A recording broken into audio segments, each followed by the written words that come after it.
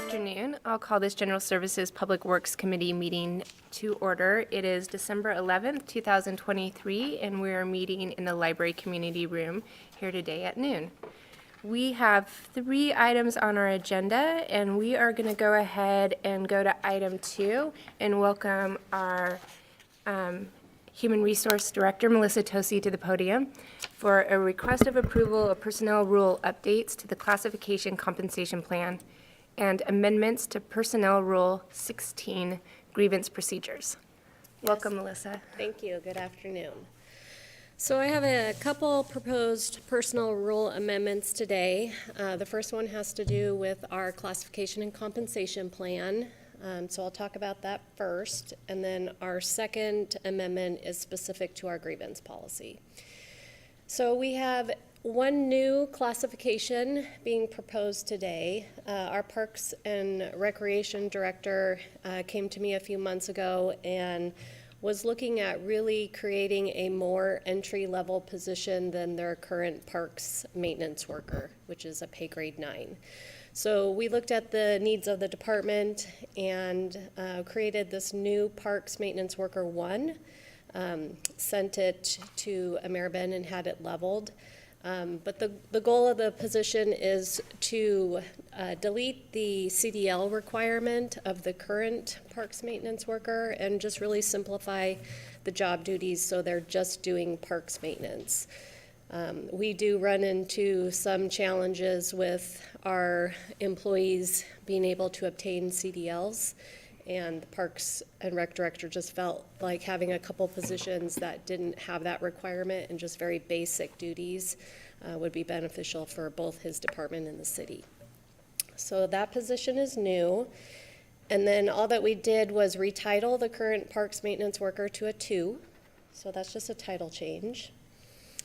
And then all the other titles that you see on here are just also a title change. So no job description changes, no leveling changes. They are all superintendents right now, which is more common when you have a public works director over all of the utility departments. And being that we have a separate department head in each of those public works departments, the proposal is to change those positions, those department head positions, and their assistants from the superintendent to the director. We do also, we've amended the Parks and Recreation Director position as well as the Streets and Engineering Director position in the last few years, so they currently are sitting with the director title, so this would create some uniformity with all those utility managers.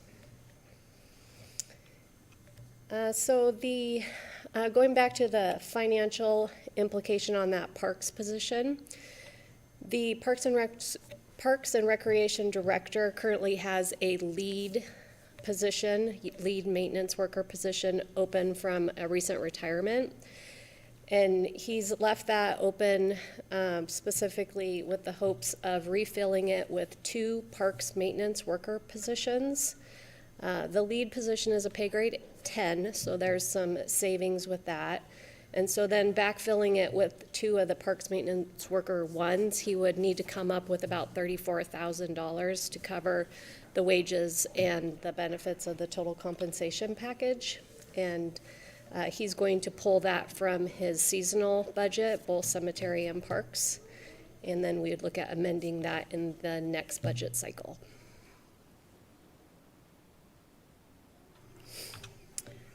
So the next amendment has You want to have questions as we go on each either, part? whatever works better. Okay. Well, just on that, I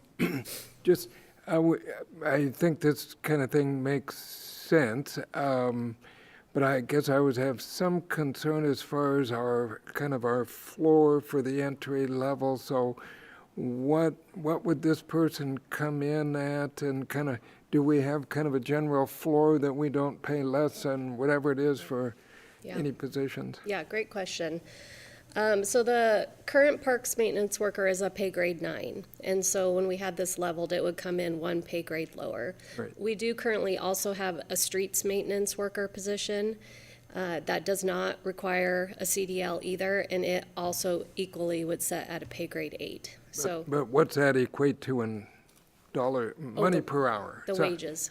Oh, I'm sorry, I don't have the calculation in front of me. I just was looking at the difference of refilling it with the current vacant position. Yeah. The I pay mean, would grade, you have a general idea? Is there anything in the city that, these days, McDonald's is 15, do we have anything under about 14 or 15, or how? no, this hourly would start higher than that. It's Okay. probably around $17 an hour. And with benefits? And then plus with benefits, yes. But also the long-term implication. I appreciate we're trading off one, higher, but we're still going to end up with, one more, kind of net position, and together they'll still add more. And if we go down the road, which we will want to, and I think this makes sense, but just like you say, that'll have to be figured into the Right. budget, and it Yes. impacts, there might be trade-offs for something else, so. Yeah, over the last few years, we've really been struggling with filling some of those lower paid seasonal positions without benefits. Yeah. So I think having the benefits, even though it is at a lower pay grade, the duties behind it are pretty simplistic. Right. So hoping that the benefits will help keep some of those positions that we're actually not even able to fill all the seasonal positions that he has budgeted for now, so. No, I think that's yeah. great. Because in the scheme of things, that's still not a real low paid, and with the benefits, and frankly, for the community, if they have health benefits, that kind of a thing, that's good for everybody. So, yeah, I don't have any problem just clarifying the dollars and cents. I'm glad to hear where we're at, so, okay. Madam Chair, I had a quick question on the titles. Sometimes a title really does mean something to a department head.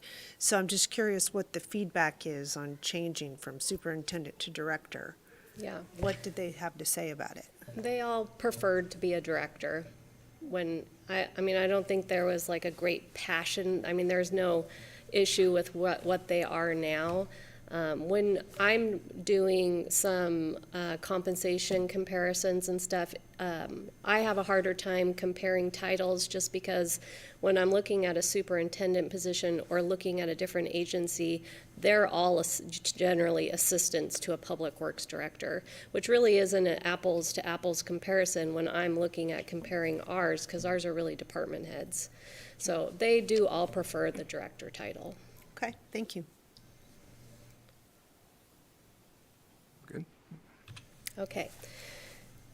So the second policy amendment has to do with our grievance policy, Over early summer, we had a couple employee issues that came up that as we were looking at if it was going to meet the grievance policy procedures, it was just the timing of it was really confusing. We were having a hard time applying their situation to the policy. We were able to resolve those couple issues without a formal grievance anyways, but during that time, we just decided it would be a good time to rewrite the policy. So just for some basic information, the grievance really is an ability for an employee to come to the city if they don't agree with either an interpretation or the way that the policy, the procedure, or even a collective bargaining agreement, the terms in that, the way that it's being interpreted. So it is a way for an employee to come forward if they're not agreeing with the situation. So the purpose behind the policy is really for us to have a fair process for employees to come forward. And the grievance steps, we're always hoping that the employee can resolve it within their department. So they start with their immediate supervisor and move up the chain or to the next step based on how the grievance is being viewed. And then just obviously fairness and consistency if it comes to a department head as we have those conversations that we're applying the rule consistently.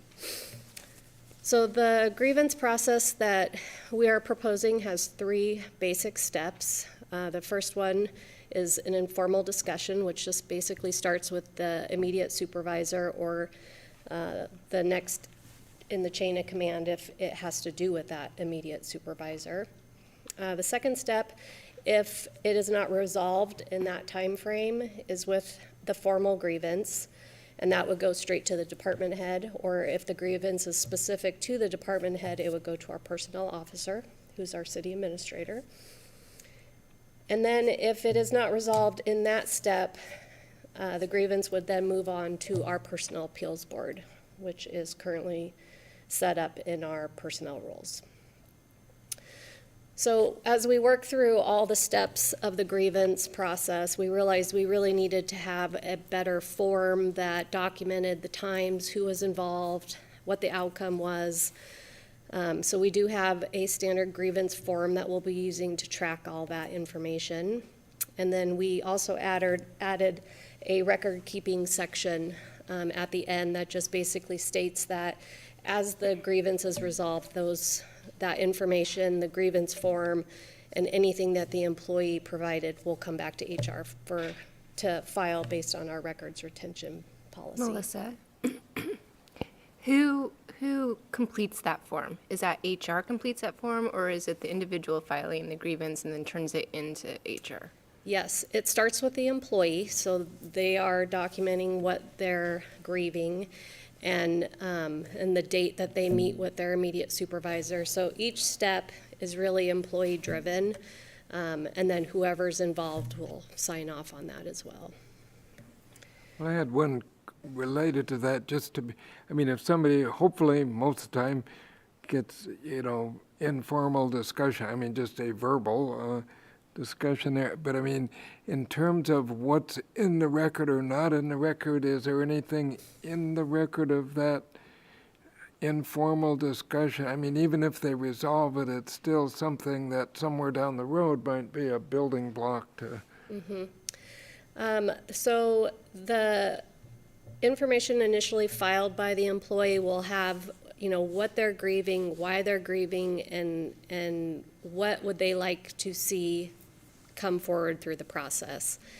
And so as they informally meet with their department or department head at that point, if they are not happy with the resolution, it says that on the form, and they would like to move on. If they are happy with the decision, it states that the grievance has been resolved, and they sign and date, and we just file that. But there would be documentation that they had the informal Yes. discussion. I mean, Yes. okay. Because as it goes to step 2, if it does go Exactly. to a more formal stage, that department head really should know what happened and what that discussion was with the immediate supervisor. So each step of the process and the people who are now coming on board to be part of it, they know kind of what was determined or said prior to that. Yep. Okay. So we started meeting with the police association on this early summer. It was myself, the city attorney, and our city administrator. We went through a few different amendments and got to a point that we were both happy with the final policy.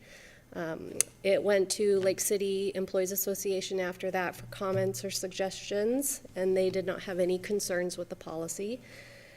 We have discussed the policy in executive team, so it's been well vetted. And there's not substantial changes with the policy, it's just written much more clear. And so with that, I'm happy to stand for any questions. Thank you. Any questions, or further questions, I should say? No, I mean, it's kind of a minor policy change, really. And all the parties are in agreement, so no, I don't have concerns with it. Well, mine got answered. All right, are we ready for a motion? Yes, the only thing I would say, I mean, we're happy to put this on the consent agenda.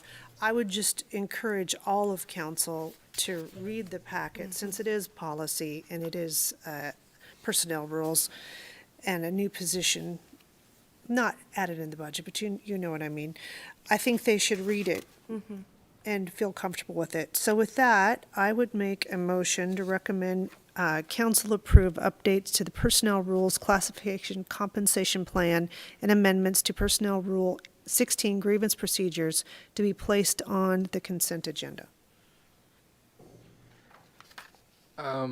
Well, I guess the difference is that I would second a motion to approve these, but actually, in this case, because we are adding a, net position and the grievance, even though it clears it up and everything, but I've found that nothing can, personnel policy, I think this is worth, in a regular meeting, if there's something about that extra position and long-term and the grievance, I think this is worth a little of our time. So with that I'm fine with that. I can amend it. stipulation, then I Yeah. would, okay.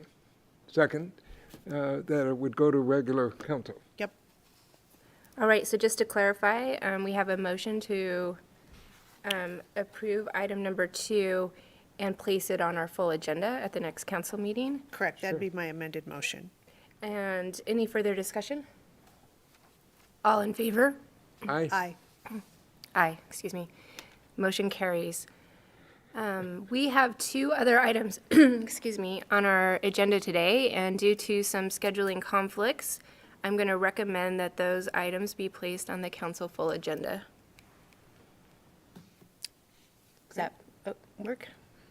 Yeah, I think that's good. I think these, they're both, worthwhile and routine, but, yeah, I would have had a few questions with the fire that generator, which is, I'm all good for, but I noticed in some of the extra capacity that it will enhance, it'll have some more power to the kitchen during stuff. I wanted to make sure the coffee pot and the microwave were gonna get power if we need it. So anyway, I think put them on for next time, for the Perfect. full agenda. That being said, our business here is done and meeting is adjourned. Great, Thank you. thanks.